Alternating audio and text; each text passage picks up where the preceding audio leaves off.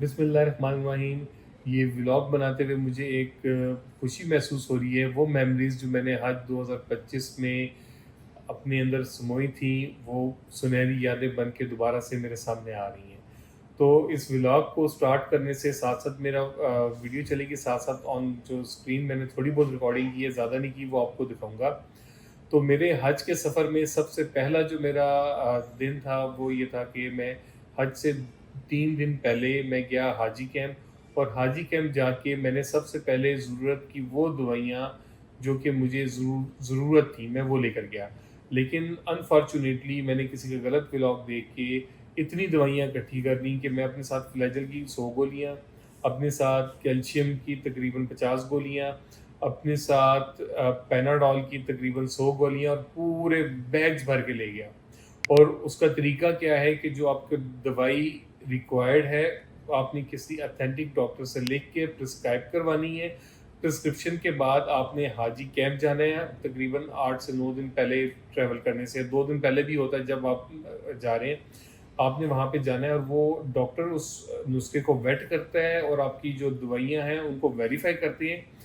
फिर एक शॉपर होता है प्लास्टिक का सीलर वाला, उसमें वो दवाई डाली जाती है। बाज़ लोग अप टू 3 बैग्स तक, 4 बैग्स तक, जैसे मैं 4 लिफ़ाफ़े साथ लेके गया था, वो उनको स्टेपल करते हैं और उसको फिर सील लगा दी जाती है और वो फिर आप अपने साथ वापस ले जाते हैं।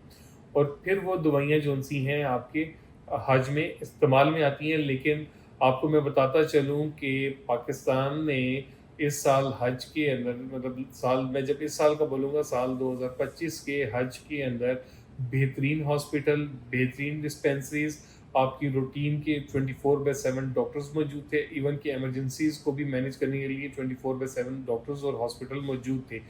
तो आपको बहुत ज़रूरी मेडिसिन, जैसे हार्ट की है, बीपी की है, शुगर की है, अस्थमा की है, या कोई रूटीन की मेडिसिन है, वो लेके जाएँ। बाकी एक्स्ट्रा मेडिसिन लेके जाने की बिल्कुल ज़रूरत नहीं है। तो प्रोसीजर मैं दोबारा से रिपीट करता हूँ, आपने अपने डॉक्टर से नुस्खा लेना है, नुस्खा लेने के बाद वो दवाइयाँ परचेज़ करनी है, दवाइयाँ परचेज़ करने के बाद हाजी कैंप जाना है, वहाँ पे जो मेडिकल ऑफ़िसर बैठा हुआ है, मेडिकल ऑफ़िसर उसको वेट करेगा, और वेट करने के बाद वो एक बैग में आप डालेंगे, उनका ही बैग प्रोवाइड करता है, उसको सील लगा के स्टेपल कर दिया जाएगा। सेकंड स्टेप आता है कि हज से 2 दिन 3 दिन पहले आपको दोबारा हाजी कैंप जाना पड़ता है, और हाजी कैंप जाते हैं तो आपको वहाँ से आपको एक पाउच मिलता है। जिस भी आप एयरलाइन से ट्रैवल कर रहे हैं, जैसे मैं सऊदी एयरलाइन पे करता, सऊदी एयरलाइन के काउंटर पे गया, तो उन्होंने मुझे एक पाउच दिया जिसमें मेरे वीज़े की कॉपी थी, मेरी टिकट थी और मेरा एक बैंड मौजूद था।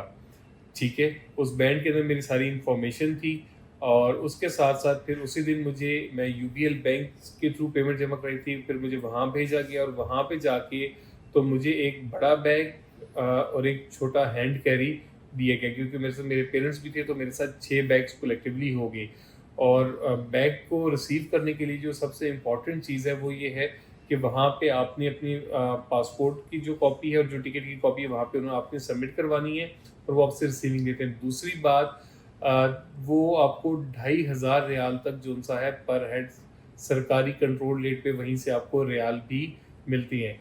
ये सारा प्रोसीजर करने के बाद जोन-सा है, मेरा हज का सफ़र 3 दिन बाद शुरू होना था, और फिर मैंने अपने हज के सफ़र को स्टार्ट लिया।